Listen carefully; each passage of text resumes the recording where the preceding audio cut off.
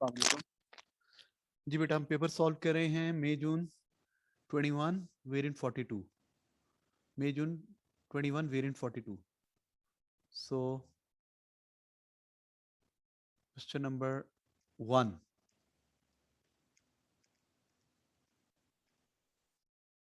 जी define gravitational field strength. क्या होती है gravitational field strength? Gravitational field strength is force acting per unit mass. Force, gravitational field strength is force acting per unit मास। ठीक है जी, आगे चलते हैं। Next, an isolated planet, an isolated planet is in a uniform, sorry, an isolated planet is a uniform sphere of radius this much. उसका radius given है आपको, radius given है, this mass is this much, उसका mass given है आपको, may be considered to be a point mass concentrated at center, the planet rotates about its axis with the this, उसका time period भी given है आपको, planet का time period भी given है. For an object resting on the surface of the planet at the equator, calculate to 3 sig fig the gravitational field strength. Gravitational field strength निकालनी है इसके surface के ऊपर. इसका फॉर्मूला क्या होता है? Minus G M over R square. ठीक है, अब वैल्यू सब्सटीट्यूट कर दें सारी, सब कुछ आपके पास है. जी की वैल्यू क्या होती है? कहाँ गया कर्सर? ये 6.67 into 10 power minus 11. What is mass of planet? 6.42 into 10 power 23 divided by what is radius? 3.39 into 10 power 6 का whole square. when you solve it you get, minus डाले या ना डाले फर्क नहीं पड़ता, हमें मैग्नीट्यूड चाहिए होती है. तो आ रहा है 3.73 मीटर पर सेकंड स्क्वायर, या न्यूटन पर केजी होना चाहिए, metre per second square newton per KG, ये बेहतर है. अच्छा बेटा नेक्स्ट आगे कहते हैं the centripetal acceleration. Centripetal acceleration निकालना है. सेंट्रीपिटल एक्सेलरेशन क्या होता है? A is equal to V omega भी होता है, आर ओमेगा स्क्वायर भी होता है, ये लग जाएगा. ओमेगा किसके इक्वल होता है? ओमेगा, ओमेगा होता है 2 पाई ओवर टी. तो वैल्यू सब्सटीट्यूट करने, ए इज इक्वल टू आर की वैल्यू डालिए, ओमेगा की वैल्यू, और आंसर आ जाएगा. तो इसमें कोई मसला नहीं है.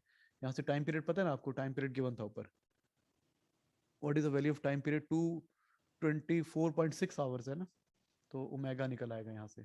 ओमेगा आ जाएगा 2 इंटू 3.142 डिवाइडेड बाय कितने घंटे था? 24.6 घंटे है ना, इंटू 3600 सेकेंड से चेंज करने के लिए. यहाँ से ओमेगा आ जाएगा. और ए इज इक्वल टू क्या होता है? R omega square. A is equal to R, omega की वैल्यू आ गई है, तो A is equal to R omega square. Substitute करेंगे तो एक्सेलरेशन आ रहा है 0.07171 मीटर पर सेकंड स्क्वायर. अच्छा आगे कहते हैं जी ना जनाब, द फोर्स पर यूनिट मास, फोर्स पर यूनिट मास निकालनी है. द फोर्स पर unit mass exerted on the planet by the surface. अब आपको बताइए, जो प्लेनेट की सरफेस है ना, कहाँ गई प्लेनेट के? यहाँ कर्सर कहाँ? ये जो प्लेनेट है ना, इसकी जो ग्रेविटेशनल पुल है, इसकी ग्रेविटेशनल पुल हमें पता है क्या करती है. Gravitational pull centripetal force plus weight, ये होती है ना. Gravitational pull centripetal force plus weight होती है. तो ग्रेविटेशनल पुल की वैल्यू कितनी निकली थी? 3.73. ग्रेविटेशन एक्सेलरेशन निकला था ना ये. तो एक मिनट, तो ये इसको अगर हम इस तरह कर लें, हाँ पहले फोर्स वेट निकाल लेते हैं ना, ये कर लेते हैं. M G is equal to, इसको एम जी कह देता हूँ. सेंट्रीपिटल फोर्स क्या है? M R omega square plus M जी.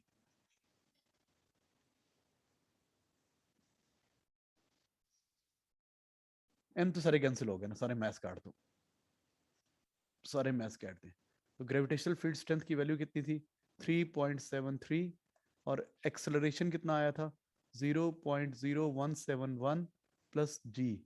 अब ये जी उधर जाके क्या हो जाएगा? जी है force acting per unit mass, minus हो जाएगा. 3.73 minus this, 3.73 minus 0.0 minus 0.0171, answer आ रहा है 3.71. बेटा अर्थ की अट्रैक्शन घुमाती भी है गिराती भी है. फोर्स पर यूनिट मास निकालना है, तो वो बाकी फोर्स घुमाने में यूटिलाइज होगी। सारी की सारी जो ग्रेविटेशनल पुल है वो पुश नहीं करवा रही, कुछ घुमाने में यूटिलाइज हो रही है। ठीक है जी, तो ये पता है आपको। नेक्स्ट बेटा, question number 2 please. Question number 2 क्या कहता है? An ideal gas has a volume of 3.1, ये आपको वॉल्यूम गिवन है 3.1 volume V1 and a pressure this much, ये P1 होगा, and a temperature this much, ये T1 होगा। अच्छा, the gas suddenly expand to a volume of this much, ये V2 हो गया volume. During expansion no thermal energy is transferred, the final pressure ये P2 हो गया, and temperature is TF, final temperature T2 हो गया। Show that the number of gas molecules is 6.6 into 10 power 23। आपने show करना है, नंबर ऑफ गैस मॉलिक्यूल्स निकालने हैं, और तो पता है आपको क्या लग जाएगा, PV इज इक्वल टू क्या लग जाएगा, NRT, या PV is equal to NKT भी हो सकता है। नंबर ऑफ मॉलिक्यूल्स निकालने हैं तो NRT नहीं NKT यूज करें, तो हमें पता है। तो PV is equal to NRT भी होता है, यहाँ से नंबर ऑफ मोल आ जाते हैं, और PV is equal to NKT भी होता है। तो N निकालना है, तो यहाँ पे सारी कौन सी कंडीशन आ रही है, P1 पता है, V1 पता है, T1 पता है, और K भी पता है आपको, तो इनको यूज करेंगे, सब डेटा डालेंगे, तो N की वैल्यू आ रही है। N की वैल्यू आ रही है हमारे पास 6.6 into 10 power 23, प्रूव करना था। 6.6 into 10 power 23। आप इसको भी यूज कर सकते हैं, पहले नंबर ऑफ मोल्स निकालने, फिर एवोगैड्रो का कॉन्सेप्ट यूज करके पार्टिकल निकालने। अच्छा, आगे कहता है show that temperature is this much. अब अपने टेम्परेचर शो करना है, show that final temperature of the gas is this much. अब इसकी जगह PV is equal to NKT दोबारा भी यूज कर सकते हैं, P2 V2 देखो ना, आप PV is equal to NKT दोबारा भी यूज कर सकते हैं। यहाँ पे ये भी यूज करें, ये यूज करें, N तो वही रहेगा, T और TF आ जाएगा, ये भी यूज कर सकते हैं। और हम यूज कर सकते हैं P1 V1 over T1 is equal to P2 V2 over T2, तो इसमें कोई मसला नहीं है। इस पार्ट में वैल्यू सब्सटीट्यूट करें, आपका आंसर आ जाएगा। ठीक है जी, सो आगे चल रहे हैं। अच्छा भी, आगे कहता है नेक्स्ट पार्ट।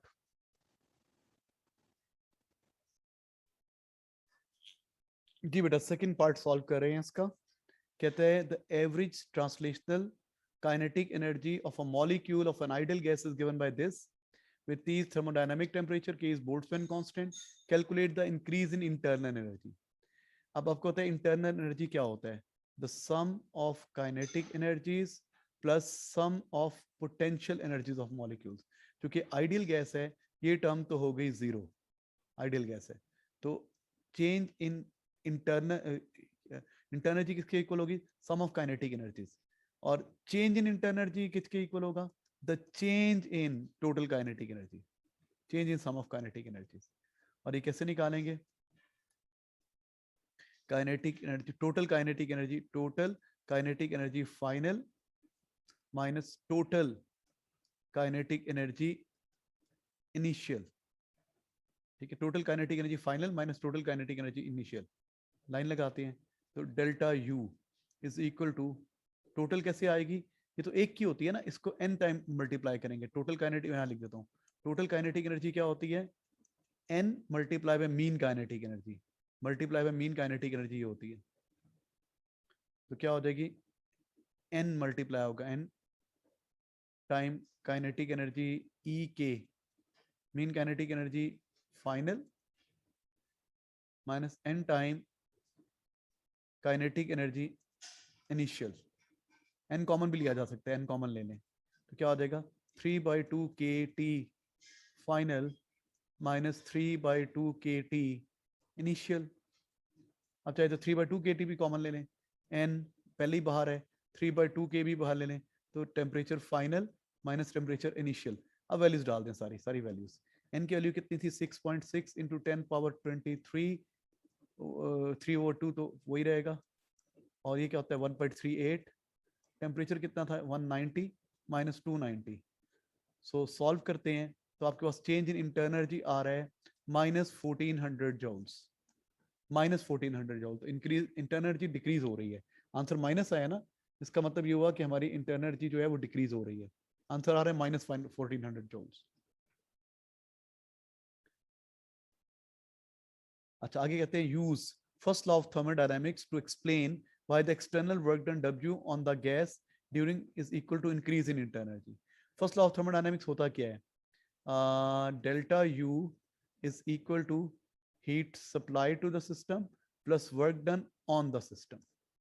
अब आपको पता है Q तो जीरो है, तो जितना भी ये है ये किसके इक्वल होगा? Work done on the system. तो work done on the system negative है, मतलब चीज एक्सपेंड हो रही है।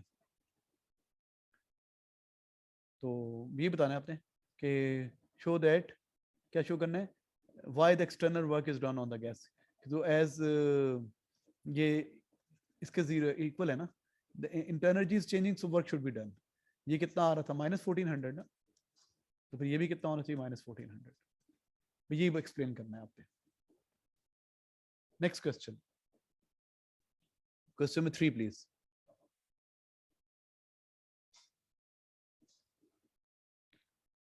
A U-shaped tube contains some liquid. Okay, the liquid column in each half of the tube has length L as shown in figure 3.1। दोनों में इस है, और फिर ये एक तरफ से नीचे हो रही है, एक तरफ से ऊपर हो रही है। The liquid columns are displaced vertically. The liquid then oscillates in the tube. The levels are displaced from the equilibrium position and shown. इनको displace किया है, अब ये oscillate करेगी, और the acceleration of the liquid is given by A is equal to minus J by L into X। Explain how the expression shows that liquid in a tube undergoes simple harmonic motion। तो आपने बताना है कि simple harmonic motion की definition क्या होती है। What is simple harmonic motion की definition? Simple harmonic motion होता है A is equal A minus omega square X होता है ना, मतलब A is proportional to minus X होता है, मतलब A is equal to some constant into X होता है। तो आप ये बताएंगे कि ये चीज जो है ना, G भी कांस्टेंट है, लेंथ भी कांस्टेंट है। कैपिटल L क्या चीज है? कैपिटल L इनिशियल लेंथ है, वो तो कांस्टेंट ही है ना इनिशियल लेंथ, ये कांस्टेंट है। और जब कांस्टेंट और इज इक्वल टू को रिमूव कर देंगे तो आप ये लिखेंगे कि as A is equal to minus G by L into X, फिर आप लिखेंगे सॉरी माइनस लिखेंगे G over L is equal to constant, therefore A is proportional to minus X, which is the definition of SHM। This is the definition of SHM। ऐसे ही बताना है आपने। अच्छा भाई आगे क्या कहते हैं? Next, the length of the liquid is 18 centimeter, determine period। Length given है, आपने पीरियड निकालना है। ओके, तो G ओवर L किसके इक्वल हो गया? ओमेगा स्क्वायर के इक्वल हो गया ना। आपकी इक्वेशन ये दी हुई है ना, A is equal to minus G by L into X. SHM की इक्वेशन क्या होती है? माइनस ओमेगा स्क्वायर एक्स, तो ओमेगा स्क्वायर इसके इक्वल हो गया। अब इसको सॉल्व कर लेते हैं। Omega square is equal to G by L, omega is equal to G over L का स्क्वायर रूट। ओमेगा क्या होता है? 2 pi by T is equal to G over L under root, और T किसके equal हो जाएगा? उल्टा कर दें इसको, T ओवर 2 पाई मल्टीप्लाई 2 पाई L ओवर G। जी अब वैल्यू सब्सटीट्यूट करते हैं। हम वैल्यू सब्सटीट्यूट कर रहे हैं, तो आंसर आ रहा है बेटा, सब कुछ करने के बाद T का आंसर आ रहा है, वैल्यूज डालने के बाद आंसर आ रहा है 0.85 सेकेंड्स। 0.85 सेकेंड्स, ठीक है बेटा। वैल्यू सब्सटीट्यूट करनी है। लेंथ भी गिवन है आपको, लेंथ कितनी थी? लेंथ 18 सेंटीमीटर थी ना, 0.18, और जी कितना है? 9.81। जी 9.81 है, लेंथ इतनी है, सॉल्व करेंगे तो आंसर आ जाएगा। अच्छा भाई नेक्स्ट, जीसी पार्ट देखिए जरा। The oscillation of the liquid in a tube are damped oscillations है। In one complete cycle of the oscillation, the amplitude decreases by 6% of its value at the beginning of oscillation। Her oscillation के बाद जो new oscillation होती है, वो पुरानी oscillation का जो initial amplitude होता है उसका 6% कम हो जाती है, मतलब 94% रह जाती है। 6% कम हो जाती है तो 94% रह जाती है। Determine the ratio energy of oscillation after 3 cycles of initial energy। Let initial amplitude कितना है?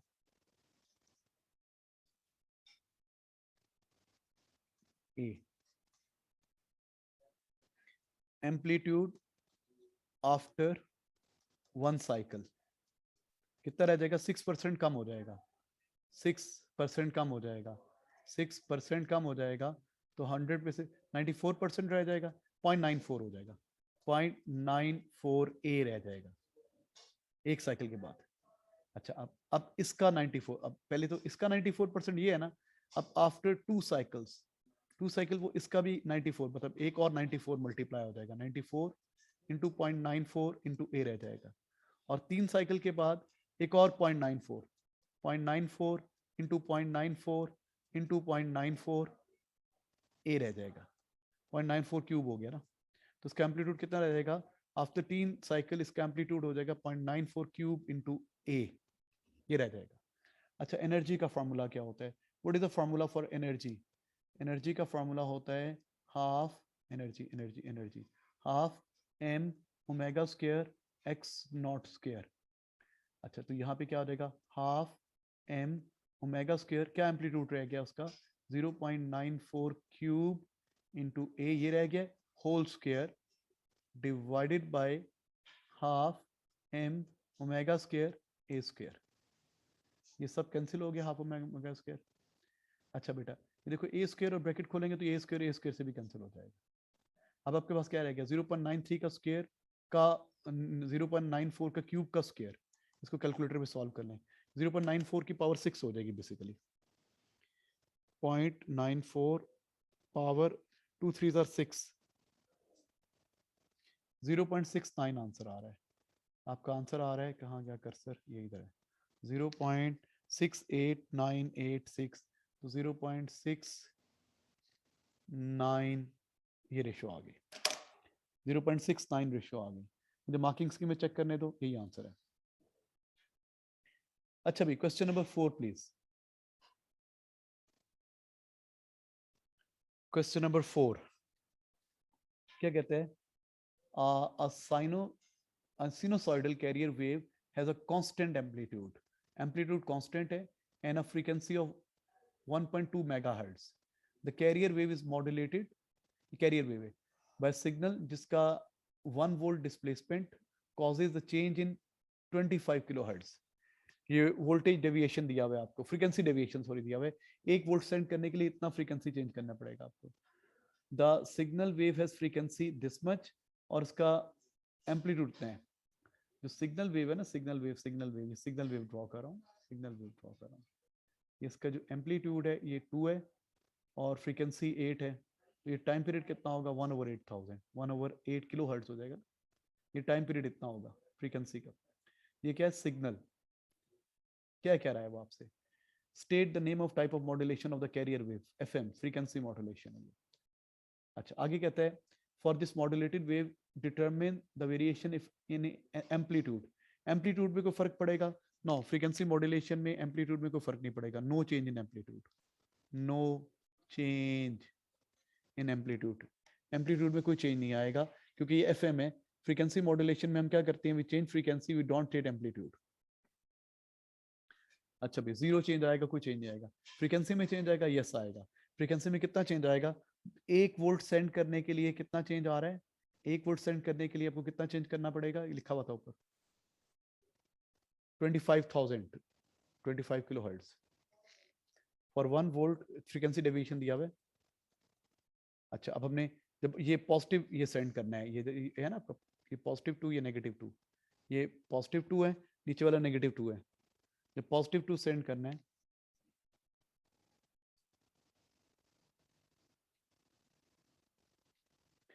ये सेंड करना पड़ेगा, तो आपको कितना चेंज करना पड़ेगा? 25 multiply by 2, 50 kilo hertz frequency increase करनी पड़ेगी, और जब ये -2 सेंड करना है तो 50 किलो हर्ट्ज फ्रीक्वेंसी डिक्रीज करनी पड़ेगी। ठीक है, और कितनी पड़ेगी? ये कितनी दफा करनी पड़ेगी? 8000 टाइम, जितनी इसकी फ्रीक्वेंसी है। What is the frequency of career?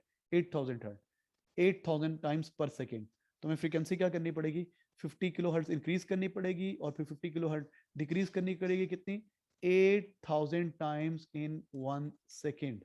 तो कितनी फ्रीक्वेंसी हो जाएगी? What was the frequency of carrier? Carrier की फ्रीक्वेंसी कितनी थी? 1.2 मेगाहर्ट्ज। 1.2 मेगाहर्ट्ज का मतलब क्या हुआ? 1200 किलो हर्ट्ज ना। 1.2 मेगाहर्ट्ज, तो हमें क्या करनी पड़ेगी? फ्रीक्वेंसी 1250 किलो हर्ट्ज से 1150 किलो हर्ट्ज चेंज करनी पड़ेगी at the rate of 8000 times in 1 second. 8000 times in 1 second. हमें इसकी फ्रीक्वेंसी को 50 बढ़ाना पड़ेगा, फिर 50 घटाना पड़ेगा, 8000 टाइम्स इन 1 सेकेंड। ठीक है जनाब। अच्छा, उसके बाद क्या कहते हैं? नेक्स्ट पार्ट, ये पार्ट है ना, उसके बाद और तो कोई नहीं है। ऐसे ऐसे चेक करता हूँ। B part, an audio signal is transmitted by the means of modulated wave. By the means of modulated wave, the variation with frequency of the amplitude as shown. ये amplitude modulated wave का frequency spectrum है. For this transmission, determine the wavelength in kilometer of the carrier wave. Carrier wave की wavelength निकालनी है. आपको पता है ये जो दरमियान वाली चीज होती है ना, ये carrier wave होती है, FC होती है. ये क्या होती है? FC minus FA होती है. और ये क्या होती है? FC plus FA होती है, ऑडियो सिग्नल. तो इसकी फ्रीक्वेंसी गिवन है तुम्हें. What is frequency? 240 kilohertz, 000 hertz. तो हमने क्या निकालना है? वेवलेंथ निकालनी है. C is equal to F lambda. Speed कितनी होती है? Speed of light 3 into 10 power 8. ठीक है. और क्या है जनाब? F 2 4 1 2 3 4 into lambda. तो लैम्डा कितनी आ जाएगी? ये जाके डिवाइड होगा 3.8 इंटू 10 पावर 8 पे ये डिवाइड होगा. तो लैम्डा आ जाएगी जनाब, सॉल्व करते हैं, 1250 मीटर्स. लैम्डा आ रही है 1250 मीटर्स. 1250 मीटर्स किलोमीटर में लिखेंगे तो 1.25 किलोमीटर्स. ये किसकी है? Carrier wave. ये कैरियर वेव की वेवलेंथ आ रही है. अच्छा, आगे क्या कहते हैं? किलोमीटर बतानी. बैंडविड्थ बतानी है. बैंडविड्थ क्या होती है? 2 टाइम एफ ए. बैंडविड्थ क्या होती है? 2 टाइम एफ ए. ये कितनी थी? ये इससे गैप कितना है? 15 का.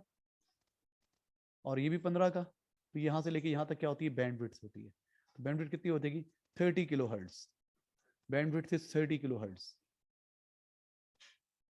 अच्छा, फ्रीक्वेंसी ऑफ ऑडियो सिग्नल कितना है? ऑडियो सिग्नल ये होता है ना, ये ऑडियो सिग्नल है. बैंडविड्थ का हाफ होता है ना, 30 का हाफ, 30 डिवाइड बाई 2 15. ये आंसर आ जाएगा 15 किलो हर्ट्ज. अच्छा बेटा, नेक्स्ट आगे चल रहे हैं. Question number 5 please.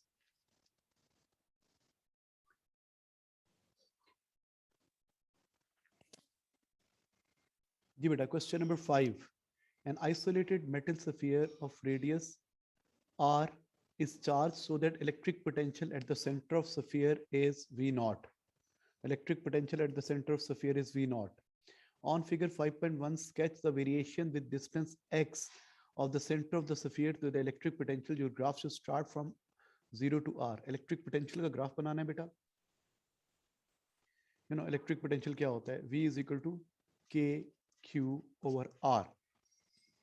V is inversely proportional to R. तो जब तक मेटेलिक सफियर है ना, मेटल की जो सफियर होती है, मेटल में पोटेंशियल यूनिफॉर्म होता है. जितना पोटेंशियल जहाँ है उतना पोटेंशियल जहाँ है उतना पोटेंशियल जहाँ है उतना पोटेंशियल जहाँ उतना. तो जहाँ तक सरफेस चल रही है उसका पोटेंशियल यूनिफॉर्म रहेगा, इतना ही रहेगा, सेम हॉरिजॉन्टल लाइन. उसके बाद डिस्टेंस r पे पोटेंशियल v है, तो डिस्टेंस 2 से मल्टीप्लाई होगा तो ये हाफ हो जाएगा. हाफ हाफ हाफ हाफ, ये हाफ हो जाएगा. जब डिस्टेंस 3 से मल्टीप्लाई होगा तो ये 1/3 हो जाएगा. 1/3. कितने डब्बे थे? 1 2 3 4 5 6, तो 2 डब्बे रह जाएगा ये यहाँ तक. तो बेटा अब इसको ज्वाइन कर दें. ये इन्वर्स का ग्राफ है, इससे सही तरह स्केच नहीं बनेगा मुझसे क्योंकि ये हाथ सही नहीं चलता इसके ऊपर. कोशिश कर रहा हूँ मैं, ऐसे बनेगा. ठीक है जनाब. Next part. The photons have wavelength lambda incident on the surface. The maximum wavelength for which there is emission is lambda naught maximum. Okay, इसका मतलब ये थ्रेशोल्ड वेवलेंथ है. इससे लॉन्गर वेवलेंथ पे एमिशन नहीं होगी, इससे शॉर्टर पे होगी. फॉर्मूला होता है ना, वर्क फंक्शन का होता है E is equal to H F naught. तो अगर लैम्डा की फॉर्म में लेके तो H C over lambda naught है ना, ये बन जाएगा. ये वर्क फंक्शन का फॉर्मूला है. वर्क फंक्शन एनर्जी किसके इक्वल है, HF नॉट, और ये इसके इक्वल है। अच्छा ये कहते हैं the maximum wavelength for which there is emission is lambda naught, हो गया। For the photons of lambda naught by 2 the maximum kinetic energy is E max। अच्छा जब इतनी वेवलेंथ है तो मैक्सिमम एनर्जी इतनी है। Okay on figure 5.2 sketch the variation with lambda of the maximum kinetic energy of the waves between this and this। okay जब lambda lambda naught है तो ये तो थ्रेशोल्ड वेवलेंथ है ना, इस पे तो एनर्जी जीरो होगी। जब लैम्डा लैम्डा नॉट के इक्वल होगी तो उससे ऊपर तो होती नहीं है ना, मतलब यहाँ पे तो एनर्जी जीरो होगी। देखो ना बेटा, जब आप ये वाली वेवलेंथ दे रहे हो, ये वाली वर्क फंक्शन वाली वेवलेंथ दे रहे हो, तो उससे फोटो एमिशन जस्ट स्टार्ट हुई है तो एनर्जी तो जीरो होगी। एनर्जी कितनी होगी, जीरो। अच्छा लैम्डा बाय 2 पे एनर्जी कितनी होगी, ई मैक्स के इक्वल होगी। अब हम चेक करना है लैम्डा बाय 3 पे कितनी एनर्जी होगी। ओके तो इसके लिए इक्वेशन पहले लिखे ना, क्या होता था फोटोन की energy, energy of photon, energy of photon, energy of photon को क्या बोलते थे, HF। HF लिखो ना इसको, एनर्जी ऑफ फोटोन क्या होती थी, HF। वो किस पे कन्वर्ट होती थी, work function plus maximum kinetic energy, work function plus kinetic energy maximum, है ना, काइनेटिक एनर्जी मैक्सिमम, ये होती थी फोटोन की एनर्जी। अच्छा अब जरा काइनेटिक मैक्स को सब्जेक्ट बना लो, काइनेटिक एनर्जी मैक्स को सब्जेक्ट बना लेते हैं, तो क्या हो जाएगा, HF माइनस HF नॉट, है ना, वर्क फंक्शन होता है HF नॉट, इसको लैम्डा की फॉर्म में लेके आओ, इसको lambda, kinetic energy max is equal to HF, HF HC over lambda minus HC over F lambda naught, है ना, ये बनेगा ना। अच्छा जब ये चीज जब लैम्डा लैम्डा नॉट के इक्वल है तो ये तो जीरो होगी ना। देखो ना जब ये वैल्यू किसके इक्वल होगी, लैम्डा नॉट के इक्वल होगी, दोनों इक्वल हो जाएंगी, तो HC minus lambda, HC minus lambda, इसका आंसर जीरो आ जाएगा। तो जब lambda is equal to lambda naught तो ई मैक्स की वैल्यू कितनी होगी, जीरो होगी, ये तो पता है आपको ग्राफ। अच्छा अब जब आगे चलते हैं, कलर चेंज करता हूँ उसका मैं। अगर ये एनर्जी है, लैम्डा बाय 2 एनर्जी है, लैम्डा नॉट बाय 2, इसकी वैल्यू लैम्डा नॉट बाय 2 डाल रहा हूँ, तो काइनेटिक एनर्जी मैक्स किसके इक्वल होगी, HC over lambda naught by 2, ये 2 पर चला जाएगा, minus HC over lambda naught, ये इक्वेशन होती है ना, ये 2 बेटा ऊपर चला जाएगा, ये आपकी इक्वेशन बन जाएगी 2HC over lambda naught minus HC over lambda naught. ये कितना आ जाएगा, इसका अगर आप आंसर निकालेंगे तो 2HC ओवर लैम्डा नॉट पे खाली HC ओवर लैम्डा नॉट, मतलब HC over lambda not basically ये जो एनर्जी है ना, ये जो एनर्जी है ई मैक्स, इसको उसने ई मैक्स कहा हुआ है। वो कह रहे हैं जब वेवलेंथ लैम्डा बाय 2 के इक्वल है, जब वेवलेंथ लैम्डा बाय, ये लिखा हुआ है यहाँ पे, जब वेवलेंथ लैम्डा बाय 2 के इक्वल है तो उसकी जो मैक्सिमम काइनेटिक एनर्जी है वो ई मैक्स है। तो ई मैक्स का आंसर कितना हो गया, ई मैक्स किसके इक्वल हो गई, ई मैक्स हो गई, ये देखो नीचे जो लिखा हुआ है HC over lambda not, HC over lambda not. अच्छा अब हम चेक करते हैं जब वेवलेंथ लैम्डा बाय 3 होगी, दोबारा वही इक्वेशन लगा रहा हूँ, हमारी इक्वेशन क्या होती है, काइनेटिक एनर्जी मैक्स, बेटा ये मुश्किल क्वेश्चन है, इससे इजीली समझ में नहीं आता, पूरा करके बता रहा हूँ। HC ओवर लैम्डा होती है ना, तो लैम्डा की जगह पे क्या आ जाएगा, lambda naught by 3 minus HC over lambda.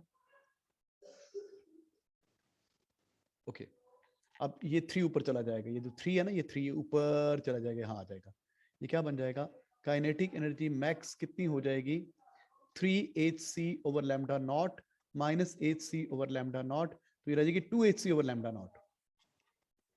अब 2HC ओवर लैम्डा, अच्छा आपको पता है HC over lambda naught E not के इक्वल है ना, ये देखो ये लेफ्ट हैंड पे देखो, यहाँ नीचे लिख रहा हूँ मैं, ई मैक्स के इक्वल है ना, इस साइड पे देखो जहाँ कर्सर घूम रहा है, तो HC over lambda naught E max के इक्वल है, तो 2HC ओवर लैम्डा नॉट किसके इक्वल होगा, 2 time maximum energy, 2 E max. क्या मतलब कि जब वेवलेंथ लैम्डा बाय 3 होगी, जब लैम्डा किसकी होगी, लैम्डा नॉट बाय 3 होगी, तो एनर्जी ई नॉट बाई होगी, 2 ई मैक्स के इक्वल होगी। तो आप इसको वैल्यूज डालते हैं, जब वेवलेंथ लैम्डा है तो एनर्जी जीरो है,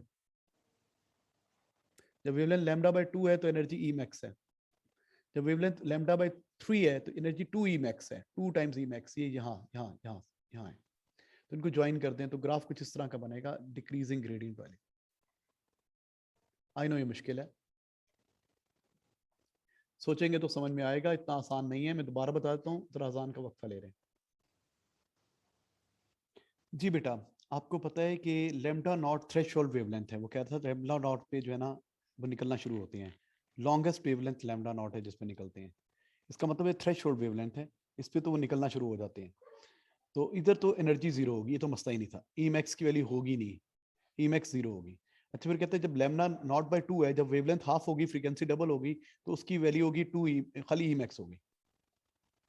अब हमें चेक करना था लैम्डा नॉट बाई थ्री पे मैक्सिमम काइनेटिक एनर्जी कितनी होगी, तो उसके लिए मैंने ये इक्वेशन लगाई, फोटोन की energy is equal to work function energy my kinetic energy maximum, इसको सब्जेक्ट बना लिया, H F minus H F naught, इसको लैम्डा की फॉर्म में लिया है, H C over lambda minus H C over lambda naught. अब बेटा जब लैम्डा की वैल्यू लैम्डा नॉट डालोगे तो H C over lambda naught minus H C दोनों टर्म्स क्या हो जाएंगी, दे विल बी कैंसिल्ड, ही कैंसिल हो जाएंगे। अच्छा फिर तो ये तो जीरो आ जाएगी, प्रूव हो गया। फिर जब यहाँ पे तुम लैम्डा बाई टू डालोगे, इस जगह पे लैम्डा बाई टू, फिर लैम्डा बाई टू डाले, एच सी और लैम्डा बाई टू, ये टू पर मल्टीप्लाई हो जाएगा, तो आपके पास आ जाएगा टू एच सी आ जाएगा, two H C over lambda naught minus H C over lambda naught, तो ये रह जाएगा H C over lambda not, और इस वजह से इसको माइनस करोगे तो रह जाएगा H C over lambda not, और H C over lambda not basically E के इक्वल है, देखो ये मैंने यहाँ लिखा हुआ है, H C over lambda naught, इसको ई मैक्स कहा हुआ है, ई मैक्स की वैल्यू क्या है, H C over lambda naught, H C over lambda naught E max की वैल्यू है। जब यहाँ पे तुम लेमडा की जगह पे, इस जगह पे लेमडा की जगह पे ये राइट पे आ जाए, लेमडा नॉट बाय थ्री डालोगे, थ्री ऊपर मल्टीप्लाई हो जाएगा, थ्री एच सी वो lambda naught minus H C वो लेमडा नॉट, ये टू एच सी वो लेमडा नॉट, एच सी वो लेमडा नॉट ई मैक्स है, ये टू ई मैक्स हो जाएगा। तो जब वेवलेंथ ये होगी तो ग्राफ इस पॉइंट से गुजरेगा, तो ये जरा मुश्किल था। नेक्स्ट बेटा, नेक्स्ट है a pure sample of radioactive isotope contain n not nuclei. The half-life of the isotope is t half. The product of radioactivity is stable. उसका product stable है, product further decay नहीं हो रहा। जो नई चीज बन रही है ना, जो daughter nuclei है, वो जो product है वो daughter nuclei है, वो further decay नहीं हो रहा। The variation with time t एक ग्राफ गिवन है, ये आपको ग्राफ गिवन है, decay curve गिवन है। कहता क्या है, on figure label on the time axis the t is equal to 1 t half and half, दो हाफ लाइफ को लेबल करना है। तो देख लें हाफ लाइफ क्या होती है, एन नॉट का आधा कितने टाइम में हो रहा है, इसको ग्राफ से चेक कर लें आप, यहाँ से आए और यहाँ से नीचे आ जाएं, तो ये है वन हाफ लाइफ। फिर इस हाफ का हाफ चेक करें, कितने डब्बे, एक दो तीन चार, तो दो डब्बे कितने टाइम में हो रहा है, ये एन नॉट बाई फोर है, इसको चेक कर लें ये कितने टाइम में हो रही है, ये टू हाफ लाइफ हो गई, लेबल हो गया। अच्छा आगे क्या कहता है, आगे कहता है बेटा sketch the time of the number of nuclei of the decay product, daughter का ग्राफ बनाना है आपने, जीरो से लेके, ठीक है, डॉटर का ग्राफ इसके ऑपोजिट होता है ना, इसका मिरर इमेज होता है, वो डॉटर का ग्राफ कैसा बनेगा, देखो मीन से स्टार्ट होगा, यहां से स्टार्ट होगा, जब ये हाफ हो जाएगा, हाफ रह जाएगा तो डॉटर भी हाफ हो जाएगा, डॉटर जब ये वन फोर्थ हो जाएगा, देखो ये वन फोर्थ हो जाएगा ना, तो वो थ्री फोर्थ रह जाएगा, वो इस पॉइंट से गुजरेगा, और यहां से ये इधर था तो इसका ये पॉइंट यहां पर होगा। अब इसको हम ले जाएंगे ऊपर, नीचे से ऊपर लेंगे, ये डॉटर का ग्राफ है, प्रोडक्ट का ग्राफ है, प्रोडक्ट मतलब डॉटर का ग्राफ है, ठीक है। अच्छा जी आगे चल रहे हैं, next question number 6 please, question number 6, शोर बहुत करें मैं दरवाजा बंद करती हूँ। Two flat metal plates are held on a small distance by the means of insulating pads. तो थोड़ा जूम आउट करते हैं, बहुत बड़ा है, इसको जूम आउट करते हैं, ठीक है। Two flat metal plates are held on a small distance d apart, small distance apart, two metal plates हैं, insulated pads हैं बीच में, as shown in figure. This explain how the plate could be act as a capacitor. ये capacitor कैसे बन सकती हैं, तो अगर हम एक प्लेट को पॉजिटिव डीसी पावर सप्लाई से, इसको पॉजिटिव से कनेक्ट कर दें, इसको नेगेटिव से कनेक्ट कर दें, इसे पॉजिटिव चार्ज आ जाएगा, इस पे नेगेटिव चार्ज आ जाएगा, तो ये कैपेसिटर बन जाएगा। तो bye connecting it with DC power supply, अगर हम इसको डीसी पावर सप्लाई से कनेक्ट कर देंगे तो एक प्लेट को पॉजिटिव चार्ज आ जाएगा, एक प्लेट को नेगेटिव चार्ज आ जाएगा, और चार्जेस सेपरेट हो जाएंगे, और चार्जेस सेपरेट करने में बैटरी को वर्क डन करना पड़ेगा, तो एनर्जी स्टोर होगी, charges are separated, battery has to do work. आप कह सकते हैं apply connected with DC power supply, और अप्लाई द पोटेंशियल डिफरेंस। अच्छा आगे कहता है, the arrangement in figure 6.1 has capacitance C. The arrangement is connected to a circuit shown इस सर्किट में आ गया। When two way switch is move to position A, जब ए पे कनेक्ट करेंगे तो ऑब्वियसली कैपेसिटर चार्ज हो जाएगा, जब बी पे कनेक्ट करेंगे तो कैपेसिटर डिस्चार्ज होगा। When switch is move to B, the capacitor fully discharges through the sensitive ammeter. Okay, the switch moves repeatedly between A and B so that capacitor charges and discharges the frequency F. Okay, show that the average current in an ammeter is given by I is equal to CVF. हमने ये prove करना है कि current जो है ना वो इसके इक्वल है। ठीक है, करंट इसके इक्वल। जी बेटा, करंट का फॉर्मूला क्या होता है? I is equal to Q over T, और सबको पता है Q is equal to क्या होता है? CV, और 1 over T इज फ्रीक्वेंसी। तो ये सब्सटीट्यूट कर देते हैं वैल्यू, Q की जगह आ जाएगा CV, इसको लिख सकते हैं 1 over T अपनी जगह पे, और 1 over T की जगह F आ जाएगा, तो I is equal to CVF proved. Next, for a potential difference V of 180 volt and frequency 50 hertz, the average current is this much, calculate the capacitance। तो ऊपर वाला फॉर्मूला यूज कर दें, I is equal to CVF, यही था ना formula, let me confirm, CVF। हाँ जी, इसी फॉर्मूले को यूज करेंगे, वैल्यू सब्सटीट्यूट कर दें। I कितना है? 2.5 इंटू 10 माइक्रो है ना, -6। C फाइंड आउट करना है, वोल्टेज कितनी है? 180, फ्रीक्वेंसी कितनी है? 50। ये जाके डिवाइड होगा तो C की वैल्यू आ जाएगी 2.5 into 10 power -6 divided by 50 into this 9000 हो जाएगा ना, इन दोनों को मल्टीप्लाई करेंगे 9000 आएगा। तो अब कैलकुलेटर करेगा, लेट मी चेक।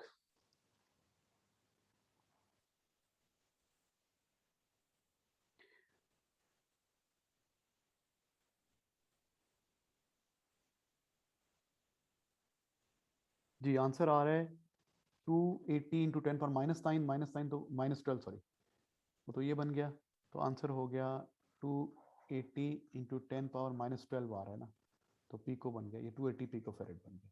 ठीक है, ये आंसर आ गया। अच्छा भी next, a second capacitor is connected to the two capacitors in parallel, state and explain the change if any on the average current of the ammeter। Average current on ammeter पे क्या फर्क पड़ेगा जब आप क्या कर देंगे? Second capacitor is connected to a circuit, state and explain what change if any in the average current in an ammeter. Average current पे क्या इफेक्ट पड़ेगा? पैरेलल जोड़ने से टोटल कैपेसिटेंस तो बढ़ जाता है, सो जब टोटल कैपेसिटेंस बढ़ जाएगा तो same voltage Q is equal to CV होता है ना, तो C तो कांस्टेंट है, तो क्या हो जाएगा? ज्यादा चार्ज जमा होगा, जब ज्यादा चार्ज जमा होगा तो करंट बढ़ जाएगा। तो अगर हम पैरेलल जोड़ देंगे, देखो ना, आपको पता है ना टोटल कैपेसिटेंस कैसे निकालते हैं? सी पैरेलल में C1 प्लस C2, जब पैरेलल जोड़ेंगे तो टोटल कैपेसिटेंस विल इंक्रीजेस, और आपको पता है Q is equal to CV। तो जब वोल्टेज तो कांस्टेंट है ना बैटरी की, तो charge is proportional to capacitance, तो ज्यादा चार्ज होगा। जब चार्ज ज्यादा होगा तो Q is equal to IT, I is equal to QT, directly proportional है, तो current will increase, the current will increase, current बढ़ जाएगा। ठीक है, नेक्स्ट क्वेश्चन बेटा, question number 7। Two properties of ideal operational amplifier are op amp are infinite output impedance and infinite bandwidth। State what is meant by infinite input impedance। infinite input impedance का मतलब ये हुआ कि इसके अंदर current enter नहीं हो सकता, ये वोल्टेज ऑपरेटेड डिवाइस है, इसके अंदर जो है ना इनपुट, इसके इनपुट पे करंट एंटर नहीं हो सकता क्योंकि इसकी रेजिस्टेंस बहुत ज्यादा है। इन्फिनिट इनपुट क्या होगा? इसकी resistance is infinite, no current and enter, no current can enter op amp,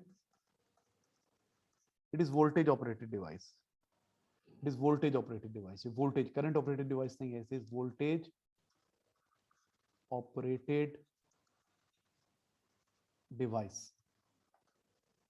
infinite bandwidth का मतलब ये हुआ है कि इसका जो गेन है ना वो तमाम फ्रीक्वेंसी के लिए कांस्टेंट है, it has constant gain for all frequencies. आमतौर पर ऐसा होता है हायर फ्रीक्वेंसी पे गेन कम हो जाता है, लोअर फ्रीक्वेंसी पे गेन ज्यादा होता है, तो it has constant gain for all the frequencies, it has what? Constant gain for all the frequencies. अच्छा आगे क्या कहते हैं? A student uses negative temperature coefficient thermistor. Negative temperature coefficient का मतलब ये होता है कि जब टेम्परेचर बढ़ेगा तो रेजिस्टेंस कम हो जाएगी. Negative temperature coefficient. Figure 7.1 indicate the change in temperature. Uses a negative temperature coefficient thermistor in a circuit 7.1 to indicate the change in temperature. 1.5 volt है, जितनी इसको वोल्टेज मिल रही है वो यहाँ पर आएगी, वोल्टेज कुछ इसको मिलेगी, कुछ यहाँ पे पहुंचेगी, और ये फीडबैक लगा. अच्छा, पूछ क्या रहा है आपसे? Show that the potential at x is 0.4 volt. यहाँ पे आपने पोटेंशियल निकालना है, मतलब आपने इसके अक्रॉस पोटेंशियल डिफरेंस निकालना है, मतलब ये है. तो वोल्टेज डिवाइडर रूल लगा लें यहाँ पे. 1.5 वोल्ट इसमें और इसमें डिवाइड हो रही है, तो वोल्टेज डिवाइडर रूल, इसको वी बोलते हैं. वी किसके इक्वल है? 400 ऊपर डिवाइडेड बाय 400 प्लस 1000 1100 1500 नीचे into 1.5. When you solve it you get 0.4 volt. Proved. तो यहाँ पे 0.40 वोल्ट आ रहा है. अच्छा, आगे क्या कहते हैं? The thermistor has resistance 360 at a particular temperature. 360 kilo ohms है. For this temperature of thermistor, calculate the magnitude of reading on the voltmeter. Magnitude of reading on the voltmeter लगानी है. इसकी resistance है 360 kilo ohms. Kilo ohms. तो यहाँ पे reading क्या होगी? Okay. ये दोनों क्या हैं? They are feedback resistor. ये क्या है? Rin, input resistor. अच्छा, हमारा फॉर्मूला क्या होता है? V out is equal to gain into V in. और गेन किसका इसके इक्वल होता है? RF over RN. RF over RN. ये नेगेटिव होता है, obviously negative, into V in. Okay. RF कितना है? 360 plus 100 460 किलो में रहने दें इसको. 460 डिवाइडेड बाय ये कितना है? 960 96 सॉरी, इंटू वी इन कितना है? 0.4 वोल्ट. जीरो से कट के आंसर नेगेटिव आएगा. तो आंसर क्या हो जाएगा? 46/9 2.4. ओके, कैलकुलेटर पे चेक करना पड़ेगा.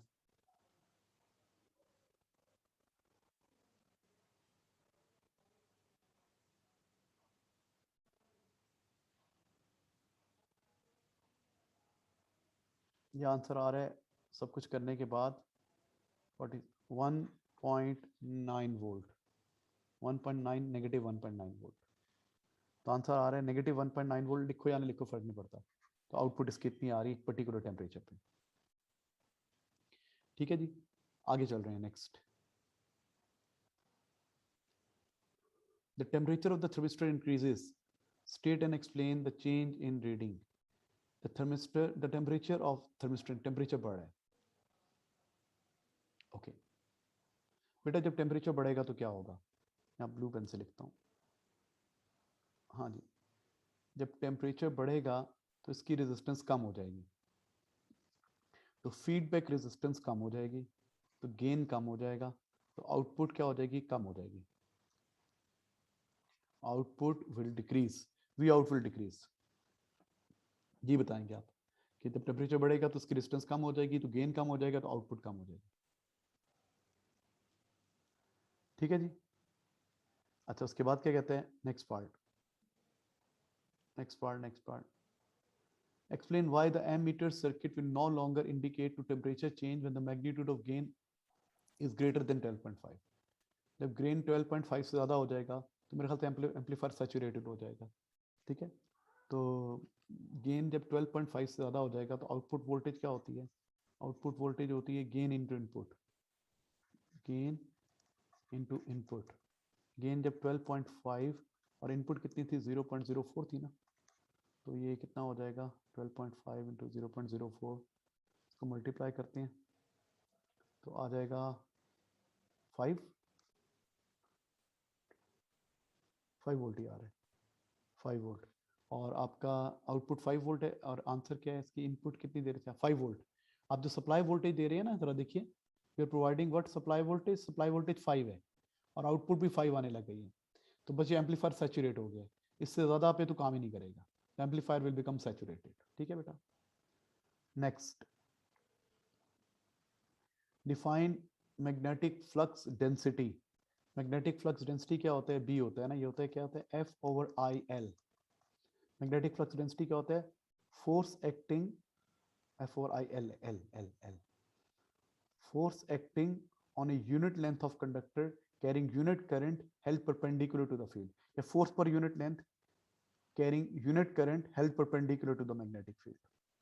अच्छा आगे कहते हैं B part, electrons of mass m and charge q are accelerated from rest in a vacuum through a potential difference V. Derive an expression for mqv, the final speed of electron. Explain your working. Okay, electron of mass m, charge m are accelerated in rest through a potential difference V. तो ये potential difference है, यहाँ positive plate है, यहाँ negative plate है, ये electron है, electron इधर को एक्सेलरेट करेगा। हमें क्या निकालना है, derive an expression in terms of M Q V for the final speed. Rest से किया है स्टार्ट, यहाँ रेस्ट से स्टार्ट किया, तो इसकी इनिशियल स्पीड कितनी है, 0। यूनिफॉर्म फील्ड हम एज्यूम करते हैं through a potential difference V. तो फार्मूला क्या होता है जनाब, V square is equal to U square, third equation में 2as, ऐसा तो पता ही नहीं है। अच्छा भाई, derive an expression in terms of mqv for the final speed of electrons. Explain your working. Okay, electrons का mass given है आपको, velocity given और accelerated through potential difference. Okay, दूसरा क्या, अगर इक्वेशन मोशन नहीं लगेगा तो एनर्जी कन्वर्जन भी लग सकता है। एनर्जी कन्वर्जन हमें पता है, loss in electrical potential energy is equal to gain in kinetic energy. Electrical potential energy क्या होता है, क्यू वी। काइनेटिक एनर्जी क्या होती है, हाँ ये समझ सकते हैं, हाफ एम वी स्क्वायर। तो वी किसके इक्वल हो जाएगा, 2qv ओवर m का स्क्वायर रूट। ठीक है, तो एनर्जी कन्वर्जन यहाँ पे लगेगा क्योंकि आपको डिस्टेंस मालूम नहीं था। नेक्स्ट कहते हैं, नेक्स्ट पार्ट देखिए, the accelerated electrons are injected at point S into a region of uniform magnetic field of flux density B as shown. यहाँ पे एंटर किए हैं और उनका पाथ सर्कुलर हो गया, यूनिफॉर्म मैग्नेटिक फ्लक्स है। The electrons move at right angle to the direction of magnetic field, the path of electron of radius r given है। Show that q by m is equal to 2b over v square 2v over b square over r square. Show that, explain your working. तुम्हें पता है जब वो enter होंगे तो magnetic force is perpendicular to velocity. Magnetic force is perpendicular to velocity. तो magnetic force किसके equal होगी, सेंट्रीपिटल फोर्स के। मैग्नेटिक फोर्स क्या होता है, Q V B. Centripetal force क्या होता है, M V square over R. ये वी स्क्वायर से कैंसिल हो गया, तो आपके पास क्या रह गया, v is equal to, v का सब्जेक्ट बना रहा हूँ मैं जान के, q अपनी जगह पे रहा r बाय m, है ना, क्यू आर बाय एम, और b की जगह क्यू बी भी है ना, b भी ऊपर है, क्यू बी और। अच्छा, अब v हमने अभी पिछले पार्ट में प्रूव किया था, v किसके इक्वल है, हमने पिछले पार्ट में प्रूव किया था। पिछले पार्ट में v की वैल्यू निकाली थी जनाब, 2qv bye m, 2qv bye m। तो यहाँ पे थी 2qv बाय m का स्क्वायर रूट। अब ये v की जगह पे इसकी वैल्यू डाल दो। आप इस तरह भी, आपको पता है ना, जब कोई चीज सर्कुलर मैग्नेटिक फील्ड में एंटर होती है तो उसका रेडियस होता है M V over Q B. यहाँ पे M V over Q B, तो यहाँ पे v की वैल्यू डायरेक्ट डाल सकते हैं, लेकिन आप इस तरह कर लें, ये भी v के इक्वल है, ये भी v इक्वल है, दोनों पे इक्वल कर दें। Q R B over m is equal to 2qv b over m। Under root का मतलब होता है पावर हाफ। अच्छा भी अब क्या करें, हमने क्या करना है, क्यू बाई एम को सब्जेक्ट बनाना ना, तो squaring both the sides, squaring both the side, तो क्या रह जाएगा, क्यू आर बी का स्केयर हो जाएगा Q square R square B square over M square is equal to 2qv over m। ये स्केयर इससे कैंसिल हो गया, ये क्यू इस स्केयर से कैंसिल हो गया, तो आपके पास क्या रह गया है, क्यू बाई एम को सब्जेक्ट बना लें, क्यू बाई एम अपनी जगह पे रहा, ये आर स्क्वायर और बी स्क्वायर जाके डिवाइड हो गया और वी 2 मल्टीप्लाई हो गया। ठीक है, तो हमारे पास क्या रह गया, 2v तो ऑलरेडी था ना, 2v ऑलरेडी है, डिवाइडेड बाई क्या हो गया, आर स्क्वायर और बी स्क्वायर, प्रूव्ड हो गया, 2v और आर स्क्वायर बी स्क्वायर। ठीक है जी, ये मुश्किल नहीं था, थोड़ा लेंथी था. Electrons are accelerated through a potential difference of 230 volt. The electrons are injected normally of magnetic flux density इतनी, radius इतना. Use the information to calculate the specific charge ratio. Q by M को specific charge ratio कहते हैं. Q by M किसके equal आया था? 2V over क्या था? B स्क्वायर था और R स्क्वायर था. देखने दो. हाँ जी, तो वैल्यूज डालनी है जनाब सब. तो वैल्यूज डाल दें. 2 into 230. व्हाट इज B की वैल्यू? 0.38 मिली है ना. 0.38 into 10 power minus 3 whole square. और R कितना है? 14 सेंटीमीटर. 0.14 का होल स्क्वायर. सॉल्व करेंगे तो स्पेसिफिक चार्ज रेशियो आ जाएगी. स्पेसिफिक चार्ज रेशियो होती है Q by M. Q by M. इसका आंसर आ रहा है 1.6 into 10 power 11 coulomb per KG. 1.6 into 10 power 11 coulomb per KG. ठीक है. अच्छा, आगे कहते हैं suggest why the arrangement outline using small values of B and V is not practical for the determination of charge particle of alpha particles. Alpha particles का निकालने के लिए क्यों सूटेबल नहीं है? Suggest by the arrangement outline into using the same values of B and V की अगर हम सेम वैल्यूज यूज करें तो is not practical for determination for the specific charge ratio of alpha particle. Alpha particle की specific charge ratio क्या होगी? Q by M क्या होगी? अल्फा पार्टिकल पे चार्ज कितना होता है? 2 times E. और मास कितना होता है? 4 times unified atomic mass. 4 time atomic unified. Electron पे कितना था Q by M? E. और इलेक्ट्रॉन का मास होता है इससे बहुत ही कम, 1/1836 जो होता है, बहुत ही कम होता है. तो इसका आंसर बहुत बड़ा आएगा ना. इलेक्ट्रॉन का तो आंसर 4 बाय ये बहुत कम ज़्यादा होती है. इसकी ये वैल्यू बहुत स्मॉल आएगी उसके कंपैरिजन में. तो ये जब वैल्यू बहुत स्मॉल होगी तो ये मेजरेबल नहीं होगी. तो फिर आगे आपको V और वो बढ़ाना पड़ेगा, वोल्टेज और B की वैल्यू को इंक्रीज करना पड़ेगा. So R would be much larger. तो क्या हो जाएगा बेटा? Q by M इसकी बहुत स्मॉल आएगी. Q by M इसकी बहुत स्मॉल आएगी. जब ये स्मॉल आएगी तो R का जो इसके रिलेशन है ना, R से फिट ही नहीं होगा इस वैल्यूज के ऊपर. अगर R को सब्जेक्ट बना लें ना, यहाँ पे R को सब्जेक्ट बना लें तो हो जाएगा 2V B स्क्वायर और यहाँ पे आ जाएगा Q by M. तो Q by M की वैल्यू बहुत स्मॉल आ रही है. तो इसी अगर आप वैल्यूज को यूज करोगे ना, इन्हीं वैल्यूज को यूज करोगे, V और B की वैल्यू यूज करोगे तो रेडियस इतना ज्यादा आ जाएगा कि उसके अंदर फिट ही नहीं होगा. ठीक है. तो ये बताएंगे कि Q by M की वैल्यू बहुत स्मॉलर है. जब स्मॉलर वैल्यूज होंगी तो उस डिस्क के अंदर ये रेडियस नहीं आएगा. इसी वैल्यूज को यूज करेंगे तो ये रेडियस नहीं आएगा. ठीक है. तो इसलिए ये सूटेबल नहीं है. और आपने उसी रेडियस में फिट करना है ना बेटा, आपने इस तरह घुमाना है चार्ज को, इस इधर घुमाना है. मैक्सिमम कितना रेडियस अवेलेबल? इतना अवेलेबल है आपके पास. तो ये तो ज्यादा नहीं है ना. तो फिर वो जब बहुत ज्यादा होगा तो इस डिस्क में फिट ही नहीं आएगा, इस मैग्नेटिक फील्ड में फिट इन नहीं होगा. Next question number 9.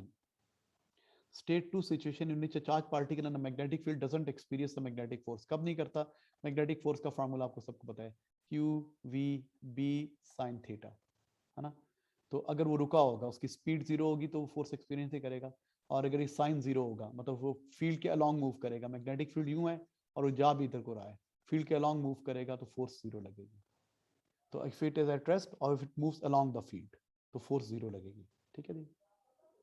Next, a loosely coiled metal spring is suspended from a fixed point. loosely coiled है, फिक्स पॉइंट से अटैच है, ये प्लस है ये माइनस है. स्विच ऑन करेंगे, करंट पास होगा. करंट पास होगा तो टर्न एक दूसरे को अट्रैक्ट करेंगे, थोड़ा ऊपर हो जाएगा. अच्छा बहरहाल ये एक दो टर्न एक दूसरे को अट्रैक्ट करेंगे. Electrical connections are made by the means of flexible lead. The length of the spring is measured before the switch is closed and after the switch is closed. When the switch is closed, the magnetic field is set up around the coil of the spring. By reference to these magnetic field, explain why there is a change in length of the spring and state whether the spring extends or contracts. The spring contracts. पहले तो ये contract करता है. जब current pass होता है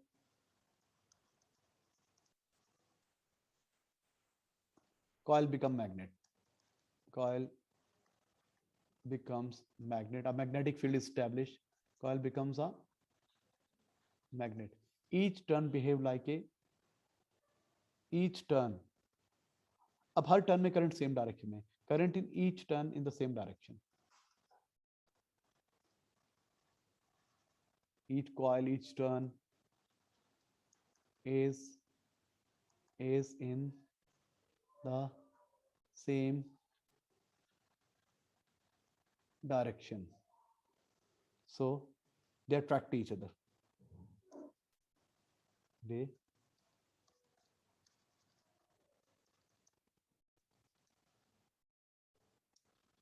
कैसे भी कह सकते हैं, the magnetic field of one turn is perpendicular to the other turn, so a magnetic force act and magnetic force is attractive, magnetic force लगती है और magnetic force attractive है, ये भी कह सकते हैं आप इसको, और each turn behave like a bar magnet position in the same orientation, ऐसे भी कह सकते हैं, तो therefore attraction take place, कह सकते हैं magnetic field of one turn, magnetic field क्या लिख रहा हूँ यार मैं, magnetic field of one turn is perpendicular to the next one, perpendicular to each other,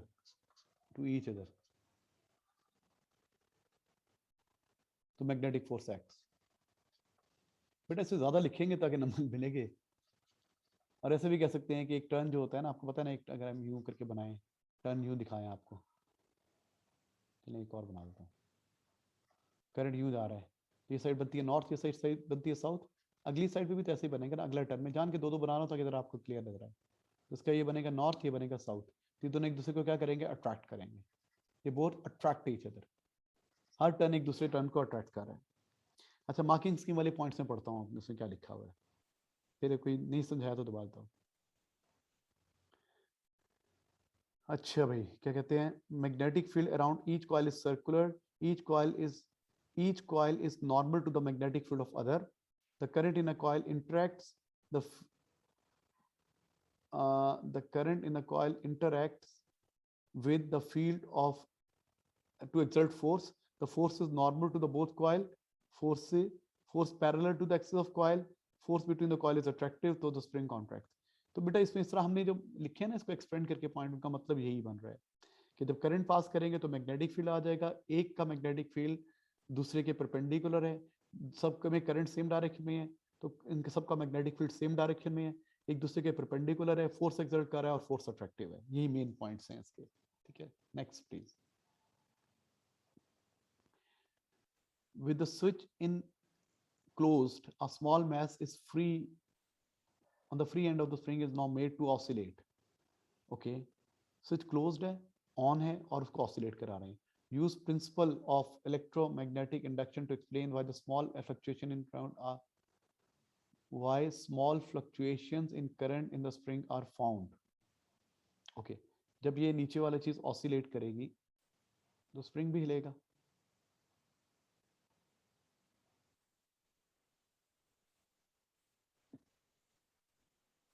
हाँ जी, जब ये ऑसिलेट करेगा अप एंड डाउन, जब ये ऑसिलेट करेगा तो टर्न्स भी थोड़ा बहुत ऑसिलेट करेंगे, तो ये मैग्नेट एक दूसरे के मैग्नेटिक फील्ड में है, ये मैग्नेटिक फ्लक्स को कट करेंगे, अपने अपने मैग्नेटिक फ्लक्स को क्या करेंगे,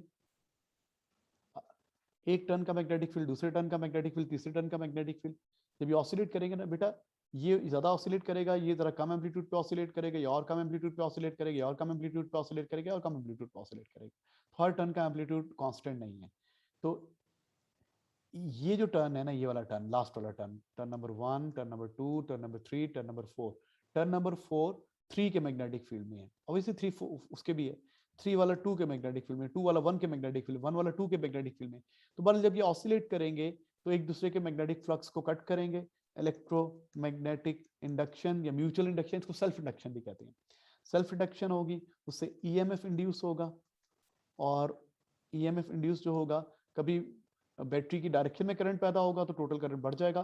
कभी ये तो ईएमएफ इंड्यूस होगा बैक ईएमएफ की तरह होगा, बैटरी के ऑपोजिट करंट पास करवाएगा तो करंट कम हो जाएगा।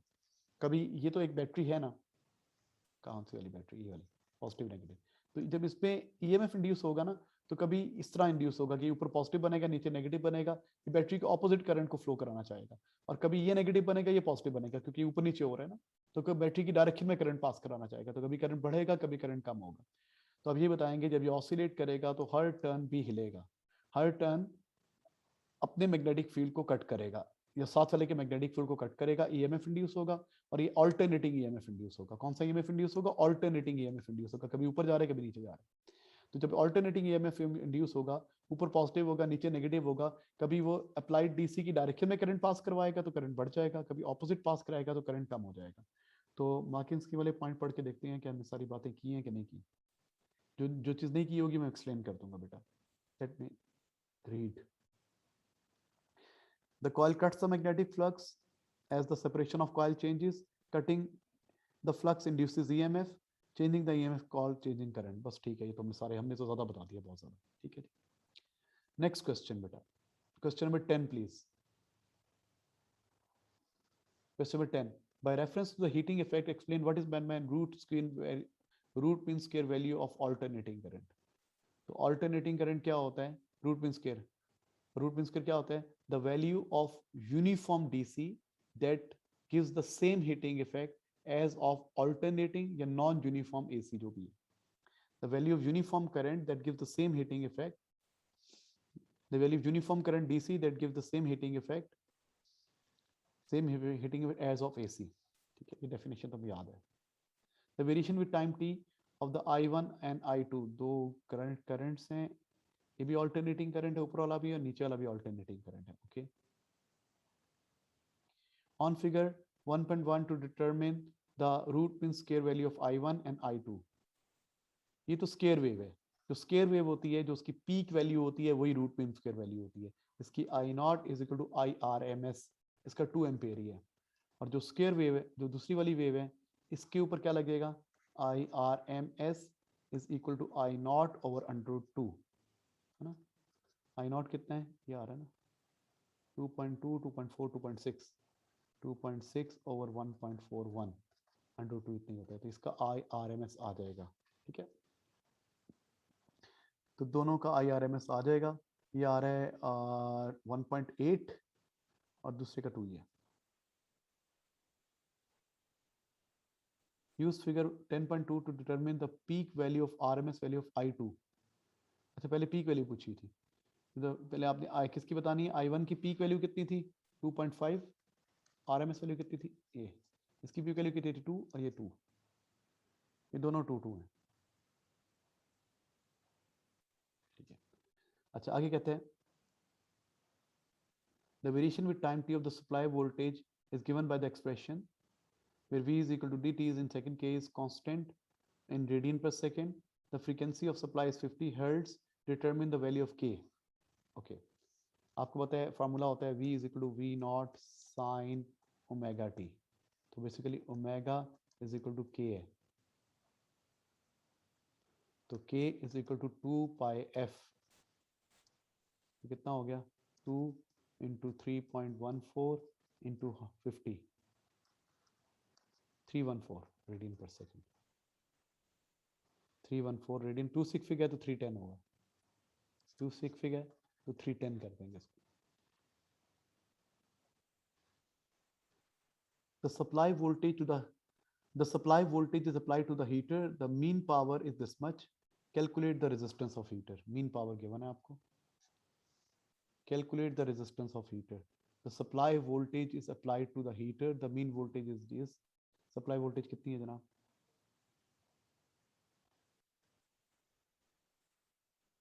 हाँ जी, 240, पीक वैल्यू 240 है ना।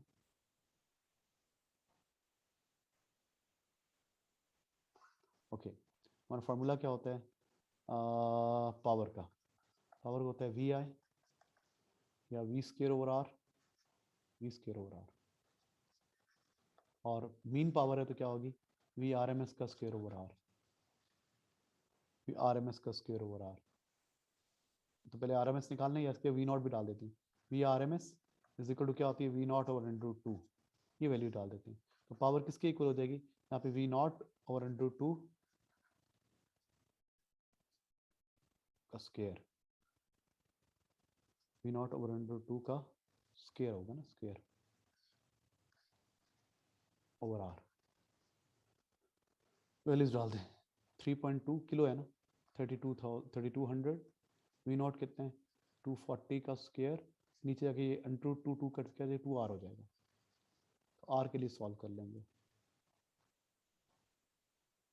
9 ohms, R is 9 ohms. Next question, question number 11 please. हाँ जी, state the purpose of computed tomography. CT scan क्या होता है, सिटी स्कैन हमें एक ही बॉडी का हम डिफरेंट डायरेक्शंस पे लेते हैं ना, एक ही बॉडी पार्ट का कि एक स्लाइस में रहते हुए डिफरेंट पेज पे इमेजेस लेते हैं, वो हम एक स्लाइस का 2D इमेज बनता है, फिर बहुत सारे स्लाइसेस का इमेज कंबाइन करके 3D इमेज बनाते हैं, तो फिर वो डिटेल डायग्नोसिस के काम आता है, 3D इमेज देता है हमें, ठीक है, detail diagnosis to produce a 3D image, ये सबसे अच्छा आंसर है। Outline the principle of CT scanning, तो क्या है जी, X-rays images are taken of a slice of an organ at different angles. The process is repeated for different slices. ठीक है, the computer attached क्या कहते हैं combine these two dimensional images and form a 3D image. An image can be rotated and seen through different angles. ठीक है, अच्छा उसके बाद क्या कहते हैं next, what is meant by photon? Photon is a क्या होता है, फोटोन क्या होता है, it is energy packet of electromagnetic radiations, energy packet भी बोल सकते हैं, क्वांटा भी बोल सकते हैं, quanta of energy of electromagnetic radiation. A stationary wave nuclei of this much emits a gamma rays of photon this much, determine the wavelength. Okay. A stationary nuclei of this much emits a gamma ray of photon energy this much. Photon energy given है आपको, energy given है, wavelength निकालनी है, तो energy given है, wavelength निकालनी है, E is equal to HF होता है ना, hc over lambda होता है, तो लैम्डा किसके इक्वल हो जाएगी, hc over E। अच्छा एज कितना होता है 6.63 इंटू 10 पावर माइनस 34, सी होता है 3 इंटू 10 पावर 8 ओवर एनर्जी है मेगा इलेक्ट्रॉन वोल्ट, 0.57 मेगा की वैल्यू 10 पावर 6, एलिमेंट्री चार्ज की value 1.6 into 10 power minus 19। When you solve it तो इसका आंसर आ रहा है जनाब 2.2 into 10 power minus 12, 2.2 into 10 power minus 12, ये गैमा फोटोन है, इतनी एनर्जी आएगी। अब इसका मोमेंटम निकालना है, मोमेंटम मोमेंटम मोमेंटम होता है एम वी भी होता है, और मोमेंटम होता है एच ओवर लैम्डा, है ना, एच ओवर लैम्डा, वो पढ़ा था ना आपने एक्सप्रेशन मोमेंटम का, वो डिब्रॉगले वेवलेंथ में, एच ओवर लैम्डा, तो लैम्डा भी है, एच पी है, वैल्यूज डाल दें बस आंसर आ जाएगा, 6.63 इंटू 10 पावर माइनस 34, और लैम्डा कितने हैं 2.2 into 10 power minus 12। when you solve it you get 3.0 into 10 power minus 22 Newton second। ठीक है जनाब, next, use your answer to determine the speed of samarium after the emission of photon। Photon निकला था, पहले ये रुका हुआ था ना, रेस्ट पे था, जब फोटोन इधर को गया हो गया, फोटोन है जी, ये इधर को गया होगा, मोमेंटम कंजर्व है, जितना फोटोन का मोमेंटम है उतना इसका मोमेंटम है, ठीक है, दोनों को सेम मोमेंटम मिला है। सो फार्मूला होता है ना, m1 v1 is equal to m2 v2, m1 v1 is equal to m2 v2, और इसकी वैल्यू है आपके पास, मोमेंटम की वैल्यू अभी हमने निकाली है, इसका मोमेंटम आ गया 3 इंटू 10 पावर 22 आया ना मोमेंटम, गैमा फोटोन का मोमेंटम 3 इंटू 10 पावर 22 आया था आंसर, है ना, 3 इंटू 10 पावर 22 आया था answer, 10 power minus 22 obviously, mass of samarium, samarium के 157 है ना, 157 into 1.66 into 10 power minus 27, इसका mass पता है 157 न्यूक्लियर, इसमें एटॉमिक mass है इसका, और 1.66 into 10 power minus 27 into V1 है, ये जाके डिवाइड हो जाएगा उसके साथ।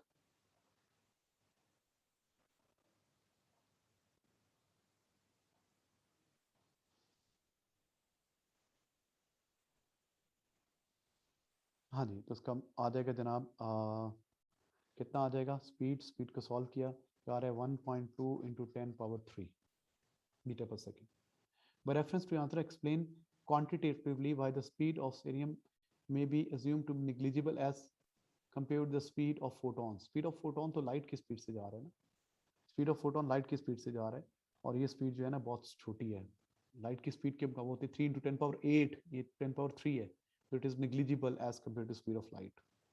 ठीक है जी, सो बस, थैंक यू स्टूडेंट्स।